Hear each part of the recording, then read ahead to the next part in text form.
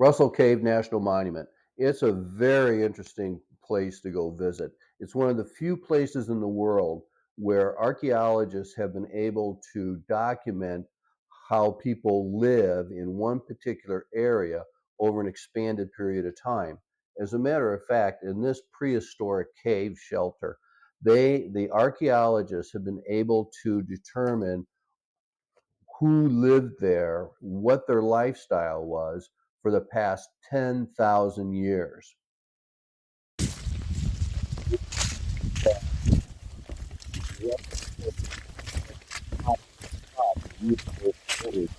Because of the abundant resources in the area, there's what nature didn't provide, traders did.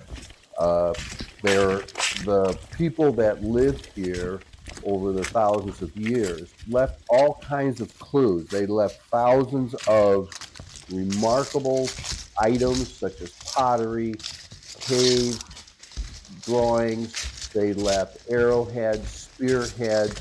They left over 10,000 different artifacts buried within this cave. And these records help reveal the lifestyle that was taken during the years in Russell Cave National Monument. The archaeologists, when they begin looking at an area, what they first do is cordon off the area. They put it into squares to explore. And because the objects and their depth and their placement give clues about how the people lived in that particular area. And in the Russell Cave Monument area, what was really discovered was that this cave was occupied one way or another for the past 10,000 years. So right on the lip, right on the top of the ground, the first thing that the archaeologists discovered was soft drink bottles, tin caps, sardine cans, all that kind of trash that we throw away nowadays. Just digging slightly below the surface, they began entering what's called the Mississippian Age, which was between 500 and 1,000 years ago. Mississippians, they lived in shared political and agricultural and spiritual beliefs. So they lived in communities. They had corn, they grew corn and squash and farmed and hunted, and they had a thriving community. Digging down a little bit deeper, 6 inches down, the archaeologists uncovered the woodland period, which was between 1,000 and 3,200 years ago. These were the early farmers. Their religion, their politics, they had an expanding trade network. Their agriculture really began developing this particular point in time. There was evidence of new technology like the manufacture of pottery and cookery, food storage, things of this nature. Digging further down, 4 feet down, that's when they began entering the Archaic period. And the Archaic period was actually this cave was used the most during the Archaic period.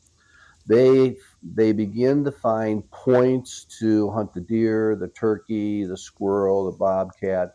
These particular arrow points and spear points were not quite as developed. Although during this time, that's when the atlatl is actually developed, which is a spear type throwing device that the person using it could hurl a spear or a dart much faster and harder with more accuracy than just a simple spear. During the Archaic period, they were considered the tool shapers. The warmer weather and overhunting in this particular time frame created the extinction of the larger Ice Age animals. They began to disappear. The people began to rely more on plants and nuts and seeds for foods, hides for clothing, and adornments. And this is actually when they first began domesticating dogs. Digging 6 feet down, they arrived into the Paleo period. The Paleo period were the first inhabitants. These particular times lasted from 10,000 to 14,500 years ago.